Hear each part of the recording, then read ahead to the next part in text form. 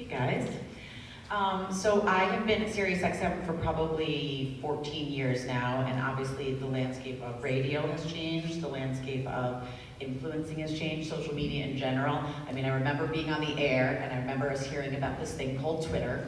And I remember a direct report from our boss that we were not to speak on the radio about Twitter. But that's how scared I think people, in entertainment were of this up-and-coming thing, this up-and-coming social media. They were right to be scared, but at the same time didn't realize how valuable it would be, to help promote their brand, and that they would be able to use it to their advantage one day. So after a few years of them telling us, you may not say this word or use any of these social media tools, they then started asking how many followers we had on Instagram or Facebook or Twitter, and realized that it was something that was very, very important. So I felt like I got screwed a little bit, like I was a little behind because they had not allowed us to kind of hop on the bandwagon of these different outlets earlier, but I think I'm, catching up a little bit now. But, influencing for me sort of, it did happen organically. Like one of the things, about being on the radio is you're influencing audiences. You're influencing people every day. They're listening to you every day. We have millions of people listening to every day. So whether it's a product or an experience or an event that we went to, that's being talked about on the air, and they're listening to everything. And just when you watch television, you see something or you hear something and it resonates with you and it sticks with you. And it's so already I have a built-in influencing just by being on the radio. Product-wise, brand-wise, things started getting sent to us, like on the show, or whatever was going on in my life, sort of mirrored in brands that would send me things. They would hear what was going on in my life, and when I was getting married, there was different vendors or different, products that I might want for a shower or for my bridesmaids that would start getting sent, or the brands would contact my manager and say, we'd love to send this. And just like I think, for you at the beginning, I was like, if they'll give it to me for free, I'll take it, and I'll post about it, I don't care. Obviously that's changed a little bit now, except for certain things. But that's sort of how it happened, and then I realized, I can charge them. They realized that my audience was, something big, and I can make some money off of this, and so.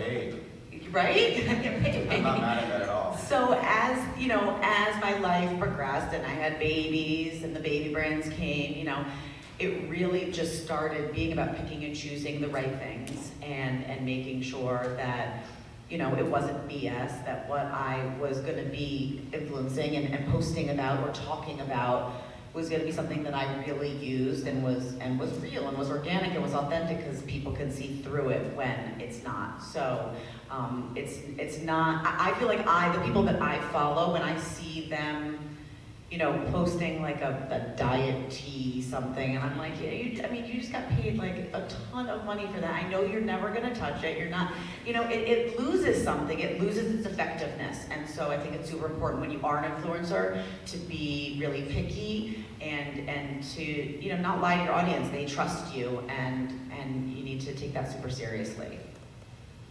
What can a company do to establish a genuine and authentic relationship with influencers, and how important is that in the success of posts and campaigns with influencers? I think first and foremost, the partnership needs to make sense, like we're saying. It needs to make sense, it needs to work, you need to have real passion and a tie to this product or this brand. Or again, like I said before, your audience is going to see right through it. For me, especially because I'm on the radio and I share literally almost every detail of my life, my listeners feel like they know me. They know my children, they know my family, they know what I do on a daily basis, they know what I did this weekend. And so if I'm gonna partner with a brand and I'm gonna promote it, they're gonna see it on my Insta story, they're gonna see me posting video. If it doesn't seem like it falls in line with the Nicole Ryan that they know every morning on the mashup, they're gonna call me on it. And so that brand is going to fail because it doesn't make sense. So I think it's really important that it really, again, has this authentic feel, that this is something that you really do use, and when you show it being used, it seems organic and real. I share tons of things on social media a lot of the artists and celebrities that I'll interview and have on the show. And I'll also share a lot of stuff from my life. I'll show, my kids screaming in the back of the car. I'll show arguments I have with my husband. And I weave, when I do partner with a brand, I weave that product or brand into that real life. And so it feels real because it is real. So I think that, the partnership making sense is a big deal.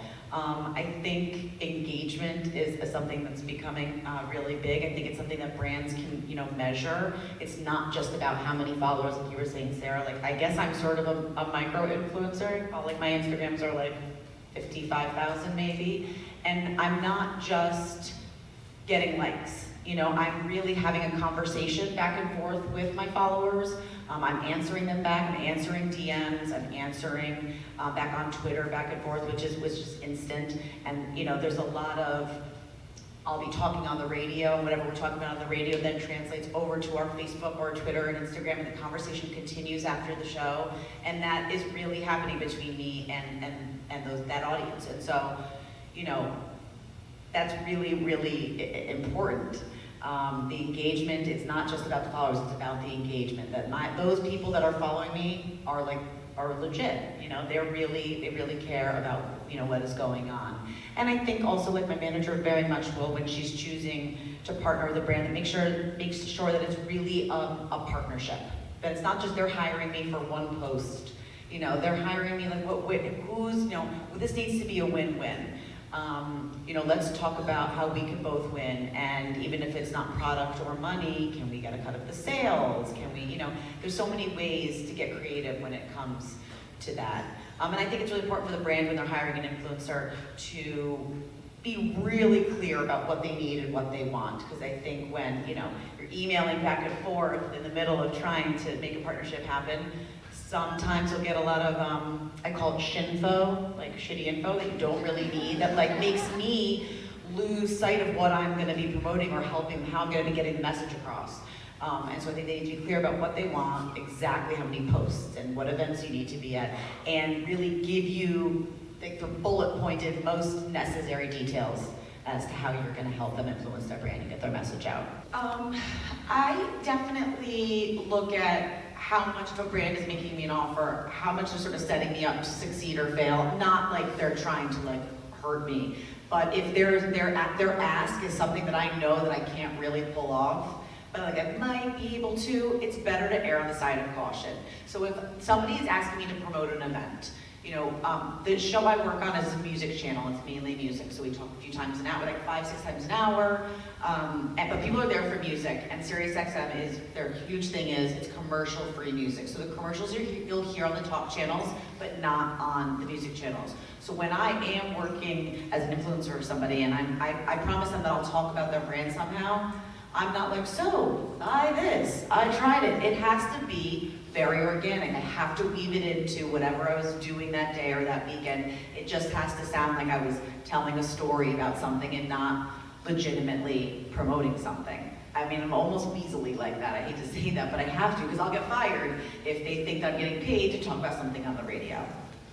So if somebody asks me to promote an event and says, they're gonna measure my success by how many tickets I can help sell, I know I'm probably not gonna be able to sell as many tickets as they want. So I'm gonna probably have to say no to that because they're banking on me being able to talk about this event over and over because our time spent listening, the turnover of people in the car listening is so crazy. I know I'm not gonna be able to make it happen. And so I have to say no. Again, it's hard to say no to certain offers, but you have to do it. I also try to look at the big picture, if they're offering me something where I see that there's other successes down the road with them. I'll sometimes, I worked with a network once. I went to do an event and they weren't paying me for it. But I ended up doing that night and meeting all these amazing people, one of which ended up getting me an audition somewhere, and I was on a TV show for a few months. So it's you never really know. It's sort of you have to weigh the options and weigh the pros and cons of certain opportunities. And I saw with this one brand that I'm gonna do them this favor. I think this is the right thing. I know when I get there, there's gonna be lots of other opportunity. So I think that's really important too. And again, if it's something I know I'll use, you know, if I'm gonna use it, or I know my kids will love it, I'm happy to say yes to those brands, so. Same with the stroller, I did the same exact thing. and with a lot of products, especially when you have children or there's anything lifestyle-wise going on that's gonna be shared on your social media, it's a great move, and so that's definitely a time to reach out to brands. A lot of times I will tag brands in hopes that they will see it and then reach out to me. The majority of the time they will reach out to me. I'll assess the ask first and just, you know, if they come with not just we'd love to work together, they give me some more details, you know, right off the bat, and then you can kind of like yay or nay it immediately and not waste anybody's time, because if you see something in there that you know that you can accomplish, I mean, it's out the window. And then some of the brands that have contacted me, I'll have to actually go and like do some research and be like, is this something that I would be interested in, you know, using, and something that I would want to, you know, work with? Is this a brand I'd want to work with? So a lot of times it's that you'll have someone reaching out to you, and it's like, all right, give me a second. I need to go study. I need to go figure out what's going on here, and I found some great partnerships, you know, in that way. Rate-wise, I don't have like one rate for one specific thing. I don't really have a rate card. We try to do everything by an on. A la carte. Yes, basically a la carte, but like, you know, by project. You know, we kind of look at each one individually, and there is definitely a lot of, okay, how much does this company have, and do you know somebody who's worked with them before, and what have you gotten paid? Because it's like a sliding scale, and sort of, you know, what's dictating how much we make is constantly changing and is different in the different tiers of influencing. So, yeah, but it's I think the majority of the time that they're reaching out to me, and I'm just kind of assessing can we do this or not. Hi there, thank you for coming out and speaking to us. My question is for Ali and Nicole. So, kind of when you are at the beginning stages of creating your brand and, you know, really tailoring it to yourself, how were you able to kind of make that brand your own and, I guess, set it apart from, I guess, your influencer competitors? I mean, I think I touched upon this a little bit, but I think it's important to weave it into your real life, and the more you can make it not look like you're influencing, the better influencing you're doing. You know, I think it's really important to try to find that sweet spot, and it's not an easy thing to do, you know, just like you don't ever want someone to think that you're getting paid to do it, because it just doesn't feel right. And so that's why some of the times I will really weave it in somehow to like an Insta story where it just looked like we happened to fall on this, or we're in the car and I'm trying to quiet the kids, and so I give them this, whatever the product is or something. It's hard, and so you have to really know yourself, you have to really know your audience, and, you know, not ever take on anything that's not in line with who you are as a brand. And not take on too much. I mean, wherever you are in your life, like my brand, I feel like has changed and gone through different developments and grown, and whatever, you know, is happening in my life at the time, that's sort of where my brand is. I mean, I never thought when I got pregnant that I would ever be doing any mommy anything, any baby influencing at all. And I can't tell you, it became my whole life, because there's so much, and it was so fun, and you're so excited because you're having a baby, and it was just a no-brainer. And so I think really sort of know who you are, and you know, take the opportunities as they come, and don't take on too much. I mean, it's something that I sort of had to deal with a long time ago, just from being on the radio before I even started, you know, working with brands at all. You know, your social media is filled with angry trolls and people sitting in their mom's basement saying nasty things for no reason. Their picture is an egg on Twitter. And for a long time, like, I took everything personally, and every comment, they would say something about something I wore or something I said on the show, I would write every one of them back, and I would say something equally as nasty, until people on my show with me were like, what are you wasting your breath? What did that accomplish? Because what did it accomplish by them doing that? Why are you just like keeping the anger train going? And so that, yes, that continued on into once I started, you know, promoting things and becoming an influencer a little bit with brands. I was very worried about people saying things. I stopped commenting and responding to people. After they told me that, and things worked out a lot better that way.